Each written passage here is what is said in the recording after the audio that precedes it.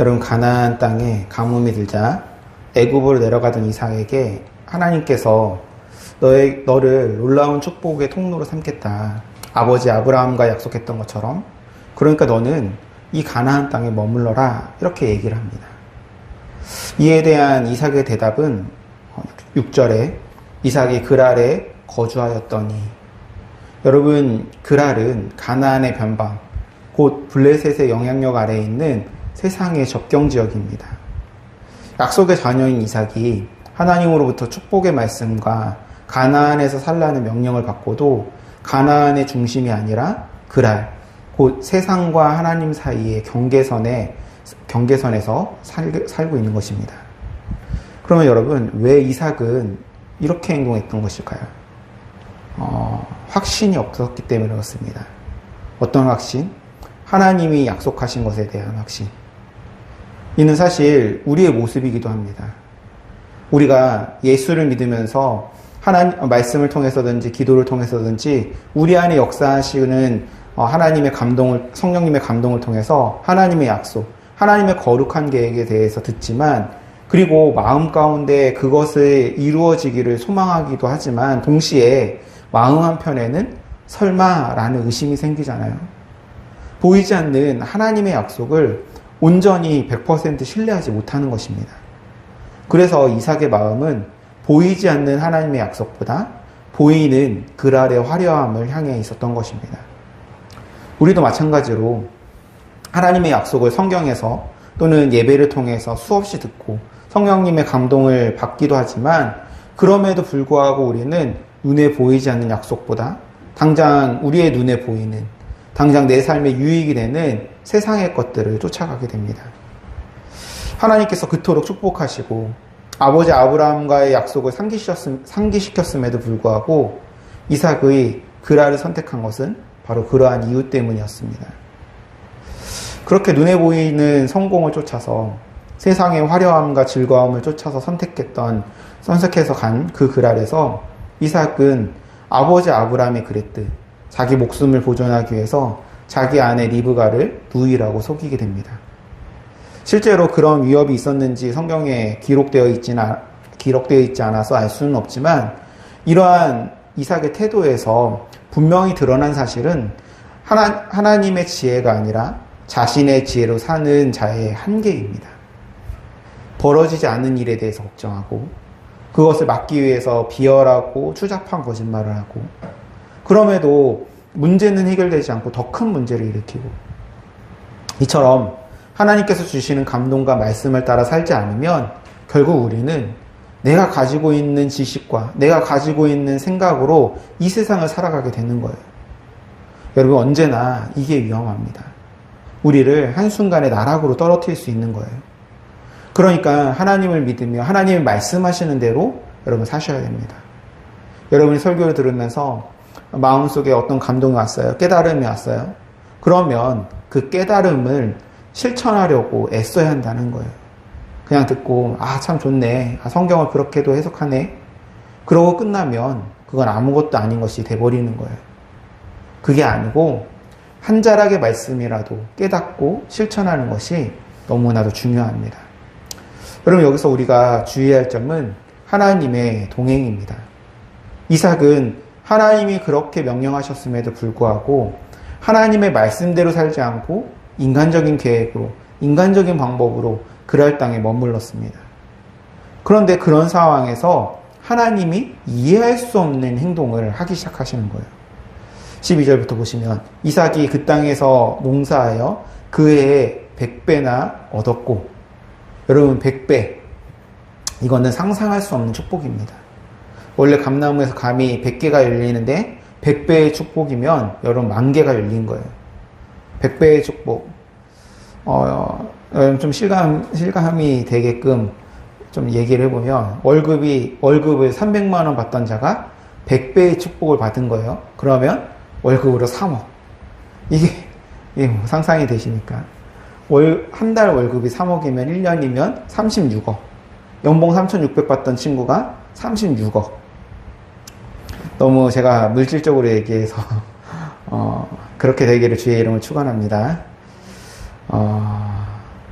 여하튼 간에 이삭이 그 땅에서 농사를 했는데 100배의 결실을 얻었어요.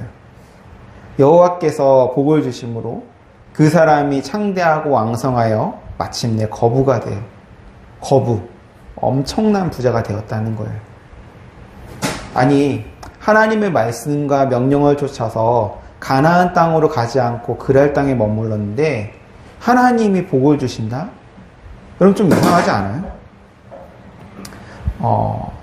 많은 사람들이 이 본문을 오해하고 잘못 해석합니다. 심지어 어떤 사람은 그랄이 가나안의 일부였다고 주장하기도 해요. 그런데 그거는 아닙니다. 어쩌면 하나님께서 왜 불순종하는 이삭을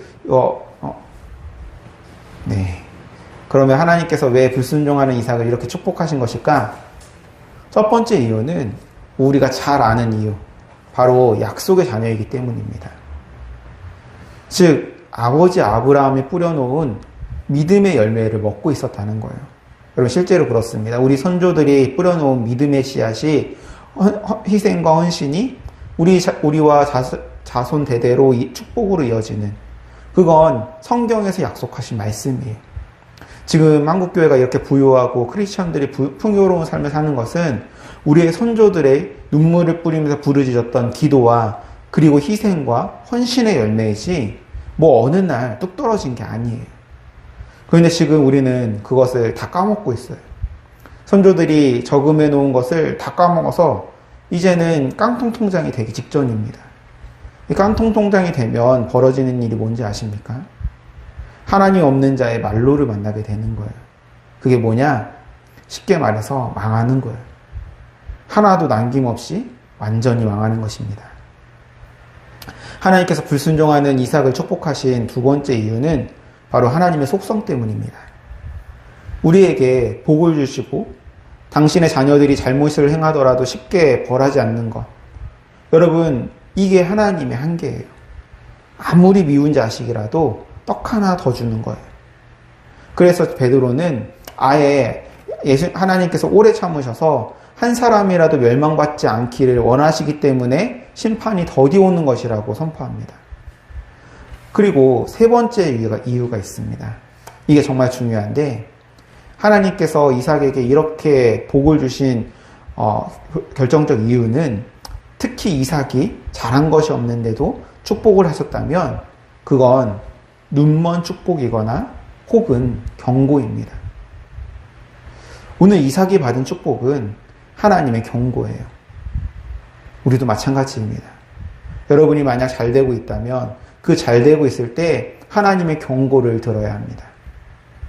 여러분, 이스라엘 역사상 가장 풍요로운 시대는 여로보암 2세 때였습니다. 그러한 때 아모스 선지자가 이스라엘의 불의를 지적하고 회개하라고 요청을 합니다. 그런데 여러분, 아모스가 지적한 그 불의가 무엇이었는지 아십니까? 단순한 도덕적 타락이 아니에요. 재판관들이 뇌물에 정의를 굽히고 부자들이 가난한 자들을 신1 켤레 값에 팔아넘기고 한쪽에서는 상하 침대에 누워서 잔치를 벌이는데 다른 한쪽에서는 짓밟히고 있는 그 사회 구조였습니다. 여러분, 풍요는 종종 누군가의 눈물 위에 세워집니다. 그래서 부유할 때 우리가 들어야 될 진짜 질문은 내가 잘해서 받은 복인가가 아니라 내 부요의 그늘에 누가 울고 있는가입니다. 이걸 묻지 않는 부요함은 그것 자체로 이미 경고입니다. 그런데 이스라엘은 그것을 인정하지 않았어요. 왜냐하면 그들이 부요했기 때문에. 자기들이 부요하다는 것은 자신들이 잘하기 때문에 하나님이 복을 주신 것이라고 오해하고 있었던 거예요. 전형적인 번영신학의 주장입니다. 내가 지금 잘 되고 있는 거, 내가 잘했기 때문에 당연히 복받은 거 아니냐. 여러분, 아닙니다. 도리어 끝에 왔음을 알려주고 있는 경고입니다. 여러분이 하나님과 관계가 시원치 않은데 그런데 부유하고 일이 이상하리만큼 잘 되고 그러면 여러분, 우리 꿈이 있는 교회를 다녀가지고 복받은 게 아니에요. 그런 측면도 있겠지만 그게 절대적인 것은 아니에요. 축복을 통해서 하나님께서 여러분에게 경고하고 계시는 거예요. 여러분이 예수를 믿고 있는 하나님의 사람들이기 때문에 하나님이 경고를 하시는 거예요. 여러분 이걸 깨달으셔야 됩니다. 불의한데 잘 되고 있다? 하나님의 경고이고 언제 어디서 터질지 모릅니다. 그런데 여러분 이삭은 어리석은 자가 아니었어요. 그는 우리들과 뭔가 조금 다른 존재였습니다. 큰 부자가 된 이삭, 그것을 바라보고 있었던 블레셋 사람들이 가만히 있을 수가 없었습니다. 그래서 예전에 아브라함이 파놓았던 우물들을 다 메꿔버리기 시작했어요. 심통이 났다는 거예요. 뿐만 아니라 어떤 위기감을 느낀 그랄 왕 아비멜렉이 이삭에게 추방을 명령합니다. 그러면 여러분 이렇게 떠나라고 하면 그럼 이삭은 이제 가나안으로 가야 되는 거 아닙니까? 하지만 이삭은 가나안으로 가지 않고 또 그랄을 떠나지도 않습니다. 비록 화려한 도시 그랄은 떠났지만 그랄 옆에 있는 골짜기로 가게 되어져요. 성경은 그곳을 그랄 골짜기라고 부릅니다. 골짜기라도 세상 언저리에서 사는 것이 좋다는 거예요. 이처럼 완전하지 못한 이삭의 모습, 이게 계속 반복하면서 얘기하고 있는 하나님의 사람들의 이중성입니다. 거룩해 보이지만 천박하고 하나님께 속하여 있지만 세상을 사는 모습, 그게 우리 아닌가요? 거룩해 보여요. 예배당에 올 때는. 하지만 세상 속에서는 천박해요. 하나님을 믿지만 하나님을 믿지 않는 것처럼 살고 있는 우리의 실제적인 모습을 스스로 너무나 잘 알고 있잖아요. 이삭 역시 그런 존재였다라고요. 근데 여러분 너무나 놀라운 것이 있습니다. 그게 뭐냐 하면 하나님께서 그것을 다 이해하고 계시다는 거예요. 거룩한 하나님의 사람으로 사는 것처럼 보이지만 실제 모습의 천박함, 즉 하나님의 거룩함으로 살고 싶은 것은 우리의 마음이고 천박한 것은 실제적으로 드러난 우리의 모습이거든요. 그런데 하나님께서 그걸 이해하고 계시다는 거예요. 할렐루야. 여러분 바로 이게 하나님께서 이삭을 축복한 결정적 이유예요. 하나님이 우리를 이해하신다. 로마서 7장 25절 말씀을 보시면 우리 주 예수 그리스도로 말미암아 하나님께 감사하리로다. 그런즉 내 자신이 마음으로는 하나님의 법을 육신으로는 죄의 법을 섬기노라. 여러분 이 말씀은 자신의 죄로 인해서 고민하던 자신을 바라보면서 내 안에 있는 선한 마음이나 양심의 움직임이 과연 순수한 것인가? 그것을 바울이 물어보고 있는 거예요. 바울이 자기 자신의 마음을 진실하게 봤더니 죄를 짓는 육신은 둘째치고 아니 마음조차 정말 선한 것을 생각하고 정말 하나님의 뜻을 생각하는 것이 아닌 거예요. 100% 순전한 마음이 아니라는 것을 알았다고요. 그렇게 고통에 빠져 죽음마저 생각할 때 그런 바울에게 주님이 주셨던 감동이 방금 제가 읽었던 로마서 7장 25절 말씀입니다. 여러분 이 말씀에 담긴 주님의 마음을 풀어보면 너가 비록 육신의 욕망을 따라서 죄를 짓고 그 죄를 지으면서도 가책을 느끼는 것은 가증스러운 것이 아니라 아름다운 것이다. 아직 살아있는 너의 마음의 간절함을 이해하고 있다. 우리가 지금 세상을 살고 세상을 기웃거리고 있지만 그럼에도 불구하고 하나님이 여러분을 지키시고 이끄시는 결정적 이유, 여러분의 계획을 축복하시고 여러분이 뜻하는 것들을 그분이 여전히 진행시키는 결정적 이유가 바로 여기에 있는 것입니다. 하나님이 우리를 이해하고 계시다는 거예요. 마음은 원이로되 육신은 약하도다. 주님이 베드로에게 얘기했던 것처럼 우리의 마음을, 우리의 상황을, 우리의 인격을, 우리의 성품을 이해하신 하나님. 그런데 여러분, 하나님이 이해하신다는 것은 그래도 된다라는 뜻이 아닙니다. 한쪽 발을 그 아래 둔 채 마음만 끙끙 앓고 있는 우리를 그분이 보고 계신다는 거예요. 그 이해는 우리를 그 자리에 그냥 두기 위해서가 아니라 결국에 브엘세바로 이끌어가기 위해서였던 것입니다. 그럼에도 불구하고 이삭은 여전히 그랄, 그것도 골짜기라도 세상을 기웃거리면서 그곳에 있었어요. 세상으로부터 완전한 단절이 아니라 여전히 세상을 사랑하는 그런 모습이었습니다. 그런데 골짜기에 있으면서 샘물을 팔 때마다 하나님께서 이삭에게 물을 주시는 거예요. 그럼 그 시대에 변보하는 장비도 없이 땅을 팠는데 팔 때마다 물이 나오는 거예요. 그리고 그때마다 번번이 그랄 사람들이 그걸 뺏으러 옵니다. 그러면 이삭은 그 우물을 그랄 사람에게 주고 이동하고, 또 다시 파면 또 뺏으러 오고, 그러면 또 주고 이동하고, 그 일을 3번이나 반복하게 됩니다. 여기서 우리가 주의할 점은 바로 이삭의 대응입니다. 그러니까 지금 이삭은 로마서 7장 25절에 바울의 경험을 한 이삭이라고 봐야지 옳습니다. 하나님께서 가나안에 있으라고 하시는 말씀에도 불구하고 내 마음에 좋을 대로 그랄 땅에 머물렀고, 하나님의 지혜가 아니라 나의 지혜를 붙잡고 살았고, 그래서 치명적인 잘못을 범하였고, 그렇게 하나님의 말씀과 약속을 따라 움직이지 않았음에도 불구하고 복을 주시는 하나님, 그것도 100배의 복을 주시고 거부가 되게 하신 하나님, 그 놀라운 하나님의 은혜를 깨달은 이삭의 반응은 뭐냐 하면, 여러분, 자유함과 여유였어요. 하나님께서 함께 하시는 것에 대한 경험과 부요함이 이삭을 이토록 여유 있게 만든 것입니다. 그리고 이것이 아무것도 없는 제가 세상을 담대하게 살 수 있는 결정적 이유이기도 합니다. 여러분, 이 말은 죄를 짓지 않았다는 말이 아니라 하나님의 은혜가 내가 지은 죄보다 훨씬 크다. 죄가 아무것도 아니라는 뜻이 아니라 그리스도의 보혈이 훨씬 더 강력하다라는 거예요.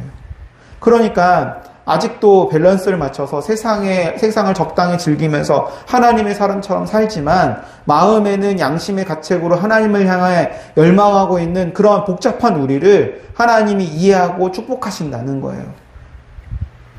여러분, 이 정도쯤 되면 이제는 정말 가나안으로 가야 되지 않겠습니까? 근데 이놈의 이삭은 계속해서 파고 있는 거예요. 만약에 시비가 멈추지 않았다면 우물 100개라도 팠을 거예요. 르호봇, 그 3번째 우물을 팠을 때 아무런 문제도 없으니까 이렇게 고백을 합니다. 22절 중반 부분에 이제는 여호와께서 우리를 위하여 넓게 하셨으니 이 땅에서 우리가 번성하리로다. 여러분, 르호봇은 넓은 곳들이라는 뜻이에요. 하나님께서 우리를 위해서 자리를 넓혀주셨다라는 거예요. 그래서 이삭이 이렇게 선포합니다. 이 땅에서 우리가 번성하리로다. 여러분, 여기서 한 가지 잊지 말아야 될 것이 있습니다. 르호봇은 한 사람을 위한 자리가 아니에요. 하나님이 넓혀주신 자리는 언제나 누군가와 함께 호흡할 만큼 넓은 자리입니다. 자기 권리를 움켜쥐고 싸우는 사람이 아니라 곁에 사람을 위해 비켜줄 줄 아는 사람에게 하나님이 만들어주시는 자리, 그것이 바로 르호봇입니다. 여러분, 여러분이 받은 그 부요함, 그 넓은 자리는 결코 여러분 혼자 누리라고 주신 게 아닙니다. 다시 돌아가서 이 땅에서 우리가 번성하리로다. 왜 이삭은 그런 선포를 했을까요? 하나님의 축복을 눈치챈 거예요. 하나님께서 자신이 그랄 땅에 머무는 것을 일시적이지만 용인하고 계시다는 것을 깨달은 것입니다. 그래서 이렇게 선포한 거예요. 이제 번성하겠다, 여기서. 이렇게 번성하며 살겠다고 선포하는 선포식을 한 다음에 굉장히 이상하지만 한편으로는 너무나 멋있는 장면이 나오게 됩니다. 22절, 23절 말씀 이어서 읽어볼게요. 이제는 여호와께서 우리를 위하여 넓게 하셨으니 이 땅에서 우리가 번성하리로다 하였더라. 23절, 이삭이 거기서부터 브에세바로 올라갔더니. 할렐루야. 아니, 지금 그랄 땅에서 번성하겠다고 선포해놓고는 브에세바, 가나안으로 올라가는 거예요. 여러분, 이거는 도대체 무슨 경우예요? 그렇게 가라고 할 때는 안 가고 버티다가 하나님께서 억지로 그랄 밖으로 끄집어냈음에도 안 가고 버텼는데 이제는 모든 문제가 해결되고 하나님께서 그래, 너 맘대로 해라 라고 그냥 일종의 어떤 허락을 받았음에도 불구하고 갑자기 모든 것을 버려두고 가나안으로 돌아가는 거예요. 여러분, 굉장히 이상하죠? 이걸 바로 깨달음이라고 합니다. 여기 깨달음이라는 말이 안 들어가 있지만 이게 깨달음이에요. 부요하게 되었고 모든 것이 잘 되는 것에 숨어있는 하나님의 마음을 이삭이 알아챈 거예요. 우리를 부욕해 하고 잘되게 하고, 그런데 난 정말 한 게 없어. 난 부족하기가 이를 데가 없어. 그런데 나에게 복을 막 주셔. 막 복을 주시니까, 그러면 이렇게 하나님과 관계없는 내 삶을 하나님이 인정하시는 것이라고 생각하고 그냥 막 나가는 것이 아니라, 하나님의 부요함을 바라보면서 하나님의 마음을 깨닫고 하나님께로 돌아가는 거예요. 여러분, 이거 정말 아름답지 않습니까? 여러분, 이삭이 그런 깨달음에 이르게 된 거예요. 근데 그러면 이 깨달음은 어디에서 온 걸까요? 여러분, 이삭이 머리가 좋아서 부요함의 이면을 알아본 걸까요? 여러분, 아닙니다. 부요함 속에서 하나님의 마음을 알아보는 눈은 본래 우리에게 없습니다. 그 눈은 성령께서 열어주신 눈이에요. 성령께서 우리 안에 오셔서 우리가 받은 복의 이면을 비춰주시는 거예요.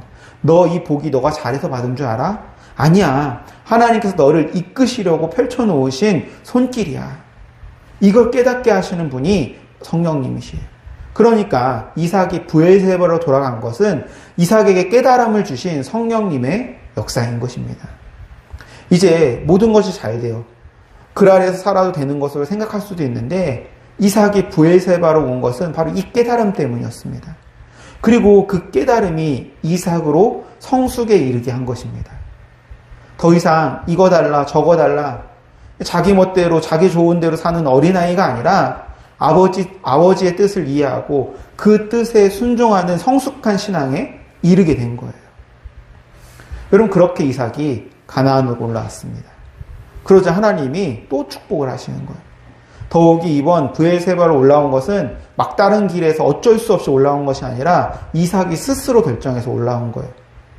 물론 하나님 축복하심으로 이삭이 깨닫고 이동한 것이지만 이삭이 자발적으로 결정한 거라고요. 그런 이삭을 하나님이 축복하셔요. 24절 말씀. 그 밤에 여호와께서 그에게 나타나 이르시되 너는 내 아버지 아브라함의 하나님이니 이르시되 나는 내 아버지 아브라함의 하나님이니 두려워하지 말라. 내 종 아브라함을 위하여 내가 너와 함께 있어 내게 복을 주어 내 자손이 번성하게 하리라 하신지라. 여러분, 어디서 많이 본 축복이죠. 창세기 26장 3절에서 5절 말씀에 애굽으로 내려가는 이삭에게 하나님께서 하셨던 말씀과 비슷합니다. 그런데 조금 자세하게 비교해서 볼 필요가 있어요. 3절과 5절 말씀 읽어보면 이 땅에 거류하면 내가 너와 함께 있어 내게 복을 주고 내가 이 모든 땅을 너와 내 자손에게 주리라. 내가 내 아버지 아브라함에게 맹세한 것을 이루어 내 자손을 하늘의 별과 같이 번성하게 하며 이 모든 땅을 내 자손에게 주리니 내 자손으로 말미암아 천하 만민이 복을 받으리라. 여러분, 이 말씀과 24절 말씀에 치명적 차이가 있습니다. 그 치명적 차이가 뭐냐 하면 지금 브엘세바로 올라온 이삭에게 하나님이 하신 말씀에는 땅에 대한 얘기가 없어요. 3절부터는 땅에 대한, 가나안에 대한 얘기를 수없이 반복하는데 이미 브엘세바, 곧 가나안으로 올라온 이삭에게는 땅에 대한 얘기를 더 이상 하지 않습니다. 땅이라는 말 대신에 내가 너와 함께 있어 라는 매우 중요한 구절을 집어넣습니다. 또 이걸 강조해요. 그 이유가 뭐냐 하면 여러분, 중요한 것은 이삭이라는 거예요. 이삭. 즉 이삭이 다시 설득할 필요가 없는 깨달음에 이르렀다는 것입니다. 그 순간 사실 그가 어디에 있든지 그곳은 하나님과 함께하는 땅, 가나안 땅이 되는 거예요. 믿음이 어린아이 같을 때 지리적 가나안은 그 믿음의 성장과 성숙을 독려하는 표대였습니다. 그러나 그가 믿음의 성숙함에 이르게 되자 하나님의 마음을 알고 하나님의 뜻에 일치하게 되어지고 하나님의 뜻대로 살고자 하는 마음으로 변화되어져서 움직여지자 지리적 가나안이 가지는 의미는 이제 영적인 것으로 이전되어진 것입니다. 가나안, 그곳은 하나님의 통치가 이루어지는, 다시 말해서 하나님이 하나님 되시고 우리는 그의 자녀, 그의 백성이 되는 것, 그것이 바로 가나안이고 그것이 바로 천국인 것입니다.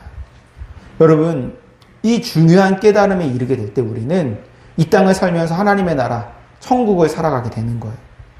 그러면 매일 만나던 지옥 같던 삶이 주님과 함께하는, 주님과 동행하는 행복한 천국이 되는 것입니다.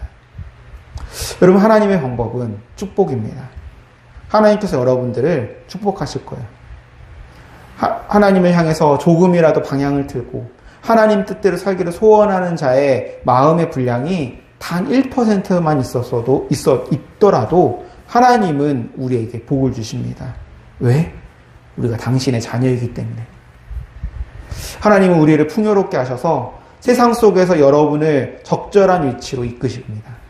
그게 하나님의 방법, 하나님이 우리를 다루시는 방법이에요. 그런데 여러분, 중요한 것은 거기에 경고가 숨어 있음을 잊지 말아야 한다는 것입니다. 그러므로 평화롭고 잘되고 여유가 있을 때, 하나님의 축복이 넘치고 있는 바로 그때 자발적으로 브엘세바로 돌아가야 하는 것입니다. 그랄에서 그렇게 헤매지 않고 브엘세바로, 그렇게 늦더라도 브엘세바로 올라가는 이삭이 아름다운 것입니다.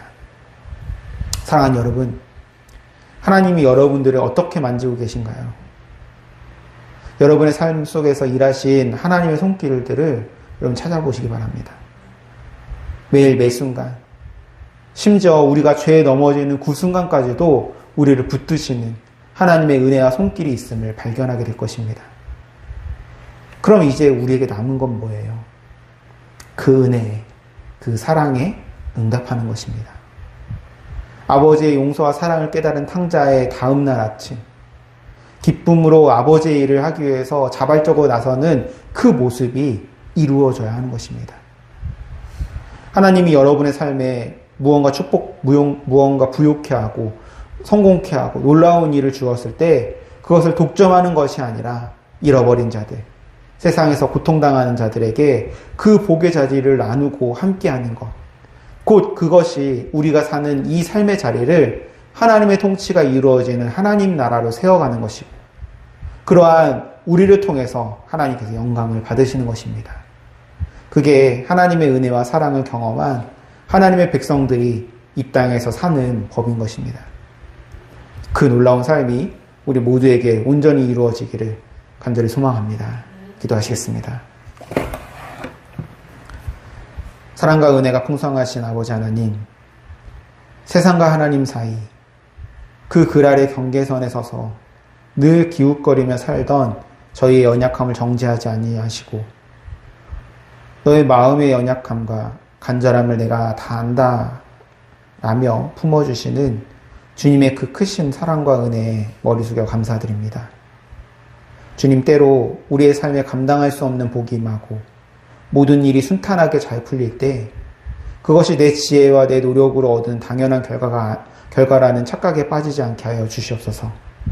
풍요의 이면에 숨겨진 주님의 세밀한 경고와 부르심을 들을 수 있는 영적인 귀를 열어주시옵소서. 성령님, 우리가 받은 축복의 뒷면을 비추사 혹시 내 부요함의 그늘 아래 눈물 흘리고 있는 이웃은 없는지 늘 돌아보는 깨어있는 영성을 허락하여 주시옵소서. 하나님께서 우리의 지경을 넓히사 갈등을 멈추게 하시고 르호봇에 평안을 주셨을 때 그 안락함에 안주하며 말뚝을 받는 어리석은 자가 되지 않기를 원합니다. 이제 이 땅에서 번성하리라 선포했던 그 성공의 자리에서 도리어 하나님의 마음을 깨닫고 모든 기득권을 내려놓은 채 자발적으로 주님의 땅 브엘세바를 향해 올라갔던 이삭의 성숙함을 우리에게도 허락하여 주시옵소서. 이제는 이것 달라 저것 달라 조르기만 하는 어린아이의 신앙을 벗어나 아버지의 용서와 은혜를 깨달은 탕자의 다음날 아침처럼 기쁨과 자발함으로 아버지의 일을 위해 삶의 자리로 나아가는 성숙한 주님의 백성들이 되게 하여 주시옵소서. 하나님이 넓혀주신 르호봇의 자리를 나 혼자 독점하는 것이 아니라 세상에 고통하는 이들과 넉넉히 나누며 흘려보내게 하시고, 그리하여 우리가 딛고 서는 모든 삶의 자리가 하나님의 통치가 이루어지는 천국이 되게 하여 주시옵소서. 날마다 우리를 지키시고 마침내 브엘세바로 이끌어 가시는 우리 구주 예수 그리스도의 이름으로 간절히 기도드립니다.